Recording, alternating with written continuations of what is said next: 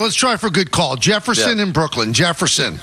How's it going, guys? Good. I'll try to live up to the vaunting expectations that's been happening before. I've been running that TikTok account. I've noticed I get a lot more engagement on the Juan Soto videos, like more than the NFL, which is surprising to me. I guess just the Yankees will always make a thing.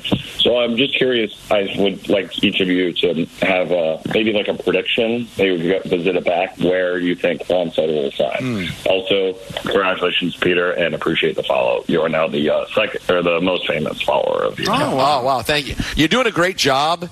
The account looks great, man. Thank you for doing it. If you could get higher quality video, I'd be even happier. But no, but you do a really nice job. You probably should be working for the radio station. He's talking about our TikTok account, by the way. I'm just not on TikTok, otherwise I'd follow him. But yeah, it's really, really good stuff, and I do follow him. Where Soto will land? Yeah, I'm not ready yet to make that prediction. Well, I guess Carl Ravitch was on a show saying he thinks it's going to be $700 million. Like, there is a number that I think is going to really just put it down to just a couple of teams. Yeah, there's a tap-out number. Yeah, and would 700 be the tap-out, Michael? Well, if it's 700, for 10 years, I think most people tap out. If it's 700 for 15 years, I guess somebody will bite. But, yeah, it's going to be a very high number. And you know that Boris is going to want to make it an historic number. It just is. Yeah, it's a little too early to predict. Listen, I hope it happens quick, because you made the point, Michael. Whoever doesn't get him is going to have to now scramble to Plan B, and all the Plan B is going to be gobbled up by teams that aren't in on the Soto sweepstakes. So maybe it's a question of, I'd love to be in on them, but I need to go other places, and I just can't wait on you. So hopefully this doesn't take until like spring training to figure this out. I would hope that this is going to happen sometime before Christmas. Is that possible? I think that one bargaining tactic might be, like, let's say the Yankees. I think the Yankees desperately want him, but they also know they have to build the team, and I think that they might have a deadline. Either you accept it by, December 1st, or we're moving on. I think that any smart team would do that. You can't let it drag on till March. And obviously, you won't have a team. You can't collude in not deciding we're all not going to bid on a player. But there's nothing wrong with all these owners getting together. Listen, it behooves everybody. If we find this out sooner than later, why don't we all get together and put the pressure on? No, that would be collusion. That would be collusion to say every. Because they're colluding against his bargaining power. Yeah, it would definitely be collusion. Owners can't get together. That's a shame, because I think that'd be good for baseball, right? I mean, I know we've argued this before.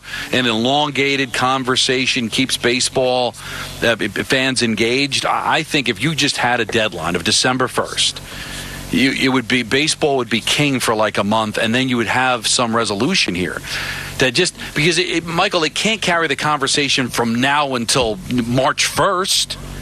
If you had something like that July 1st that basketball and hockey have, it's a big day. Like that's when things start. It seems like everything happens at that moment. I wish that, right, Peter? If there was just a December 1st, you know what? That's it. I know. It would be so big. We always talk about that, but alas, here we are. Alas. New York City soccer fans, the Audi 2024 MLS Cup playoffs are here. New York City FC takes on FC Cincinnati in round one. That's tomorrow at Citi Field with kickoff scheduled for 5 p.m. They sent me donuts. I got to show them to you. So they sent them to you? Mm-hmm. At your home? Yes. But not me and Peter? No.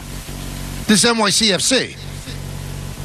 That's owned by the Yankees. They sent it to I'm sorry. No, the Red Bull sent me something. Oh, boy. It's about boy. That was just reminding me that the playoffs had started. Hey, guys, let's start the show over again. Enter for your chance to win tickets at ESPNNewYork.com or on the ESPN New York app. Find the contest tab and submit your entry. All thanks to New York City FC. Don't miss out on the MLS Cup playoff action. Get your tickets now at Ticketmaster.com/NYCFC. We'll talk some Soto and some really, if you're the Yankees, some kind of embarrassing and disturbing reports in the paper today that really make you think and go, wow, really? We'll talk about that in just a moment, right here on Yes and 880 ESPN.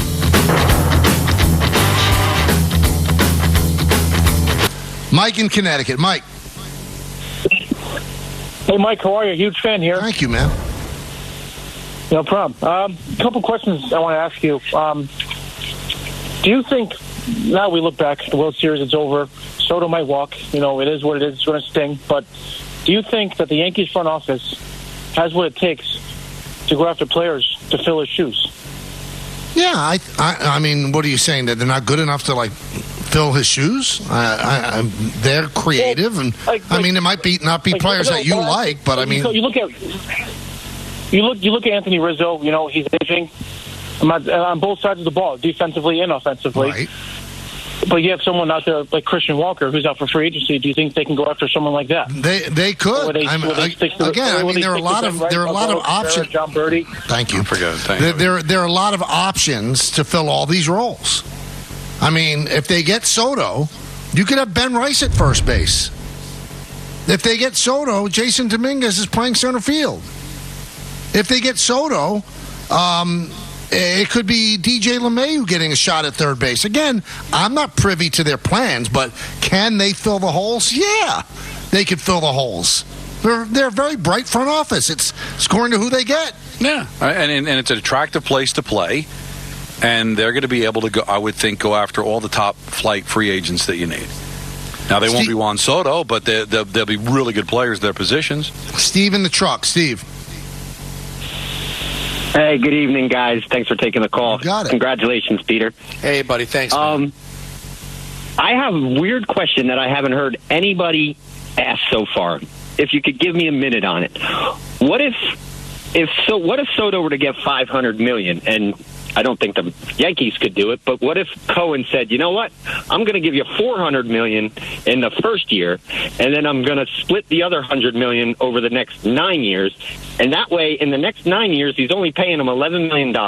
He can fill out the rest of the club to complement him, and he pays the luxury tax, but that's only a 1 year luxury tax, and then he got one of the best players in baseball for the next 9 years for $11 million apiece. Yeah, but if he pays him $500 million in the first year, Steve, he's going to pay $1 billion in tax.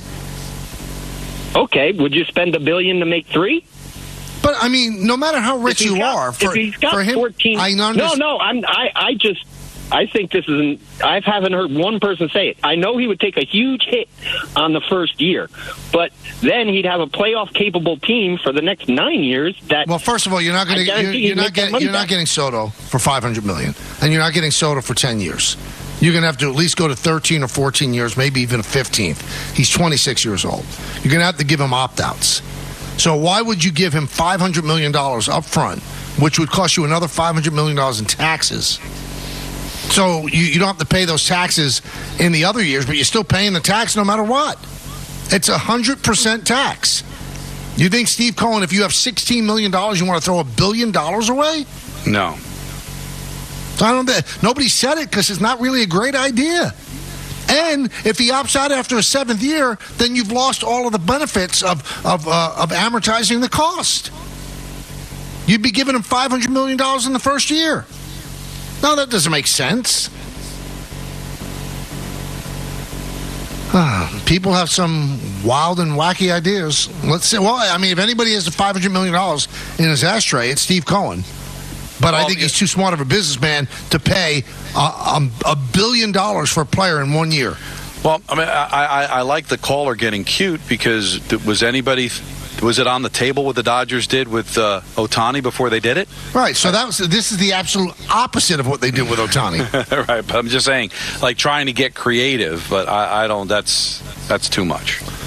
Carpe J02 said, I don't think an extra $5 million a year would be enough to get him to leave the Bronx. I do. No, $5 million a year for 12 years is $60 million. Yeah, he would leave the Bronx for that. Yeah, absolutely. Have you not paid attention to who his agent is, the things that have been said? He's going to go to the highest bidder. Again, you're a fan of the Yankees, and I get it.